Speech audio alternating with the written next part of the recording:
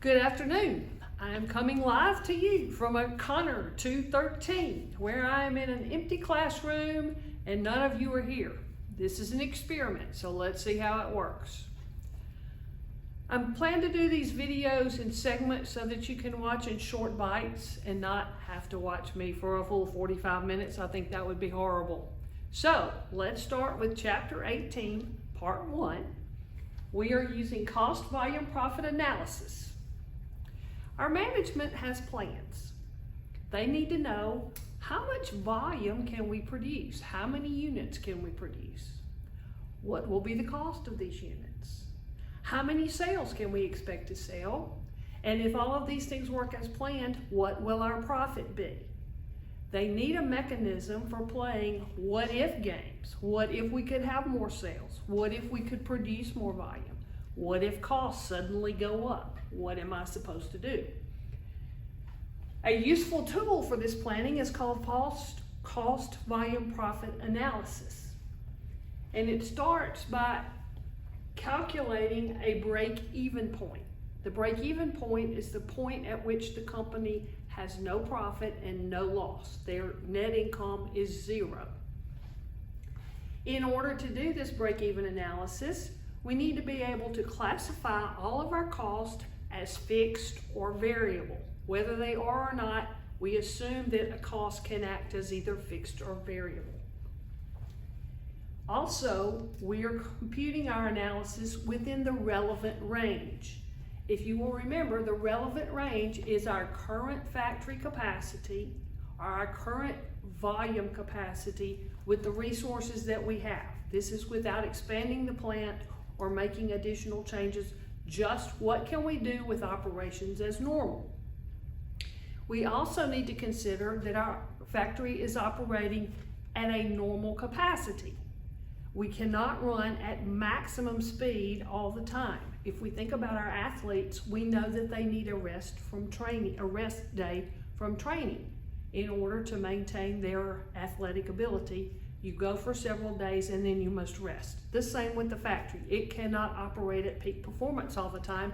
We have to stop and take care of maintenance issues like our belts and our hoses and oiling and lubricating the parts. Also, we don't want to plan for a shutdown. Speaking of shutdown, we're certainly in one today, but you would not plan for your factory to operate in a coronavirus type situation, which is highly unusual and where we find ourselves today. Let's talk about cost.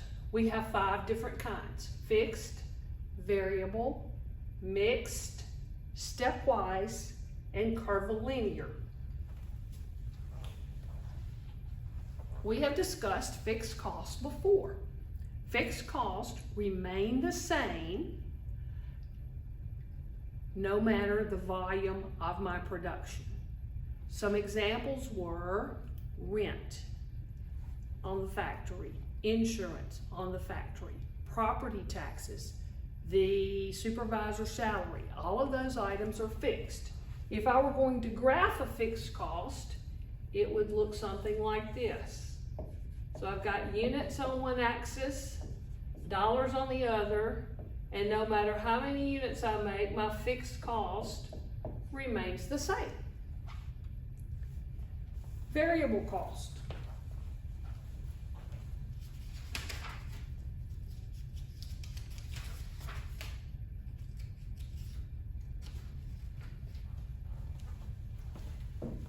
Change in proportion to my volume. So as I make more units, my variable cost increase.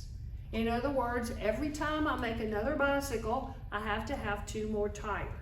So my variable cost, if graphed, would look something like this.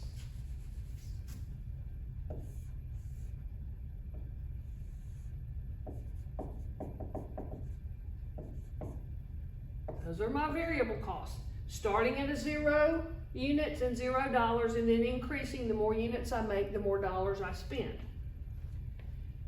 Next, I have a mixed cost. This is a combination, a cost that consists of 2 components.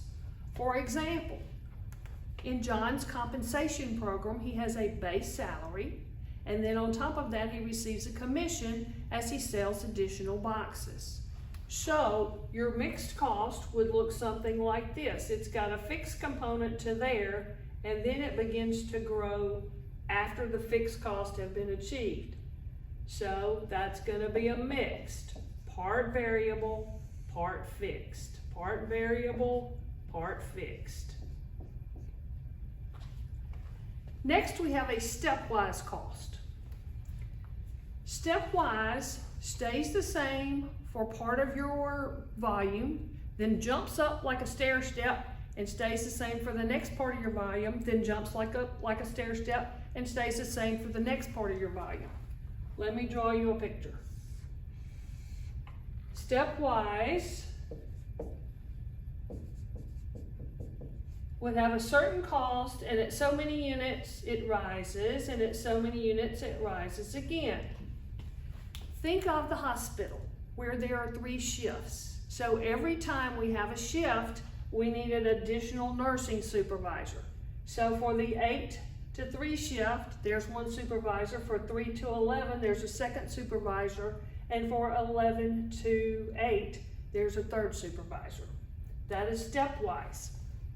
It's a judgment call. Does your factory normally operate with 3 shifts? If so, that would be a fixed cost at this level. However, maybe your company varies the shift work and it might act more like a variable cost. Depending on how your operation is, you may consider that a fixed cost or you may consider that a variable cost. The last cost we're going to talk about is curvilinear. Curvilinear looks something like this. It starts increasing and then kind of levels off in efficiency and might pick up and level off again. So it's a curve, but not at an exact rate. Think about your home on Thanksgiving Day.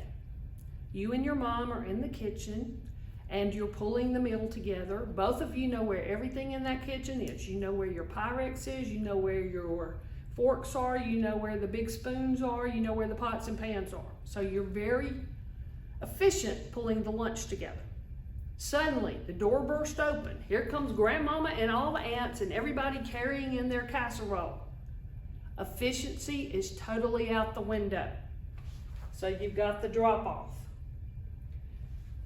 Maybe eventually you get everyone to go into the other room, watch a little football, assuming it comes back, watch a little football, and then you and your mom go back to getting the meal ready. And then your efficiency picks back up again. That's curvilinear.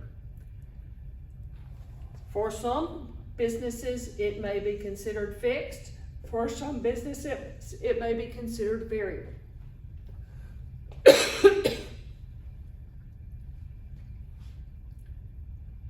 These are our 5 costs.